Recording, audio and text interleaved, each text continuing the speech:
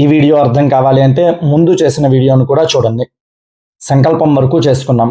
మనకి కావలసినటువంటి కోరికలని చెప్పుకున్న తర్వాత దంపతులుగా కూర్చున్నట్లయితే అక్షతలు ఆడవారు మగవారికి ఇచ్చి చేతిలో నీళ్ళని పోయండి. ఆచమన పాత్రలో నీళ్ళని చేతిలో పోయేసి పళ్ళెంలో వదిలిపెట్టమని చెప్పండి. విడివిడిగా కూర్చున్నట్లయితే అక్షతలు నీళ్లతో పళ్ళెంలో వదిలిపెట్టండి.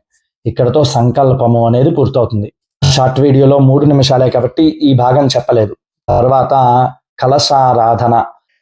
మీరు ఆచమనం చేసిన పాత్రని పక్కన పెట్టేసుకుని దేవతకి ఒక పాత్రని ఏర్పాటు చేసుకోండి. దీనినే కలశం అనాలి. ఆ కలశం కింద ఒక పళ్ళాన్ని కానీ ఆకు కానీ వేసి ఉంచుకోవడం. ఆ తర్వాత గంధము కుంకుమ అలంకారం చేయడం.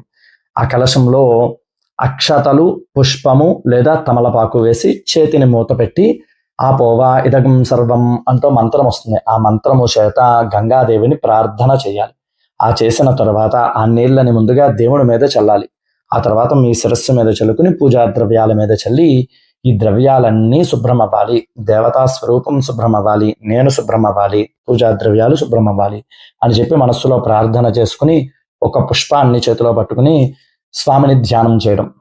ధ్యానము అంటే ఆ దేవత యొక్క రూపాన్ని మనస్సులో ధ్యానము చేసి ఇక్కడికి రమ్మని చెప్పి పిలవడం. మనస్సుతో ప్రశాంతంగా పిలవండి. ఏ దేవత అయినా కూడా మీ ముందు వచ్చి కూర్చుంటారు. దీని తర్వాత ఉపచారాలని వచ్చేటువంటి వీడియోలో చెప్తాను. సర్వే జనా సుఖినో భవంతు.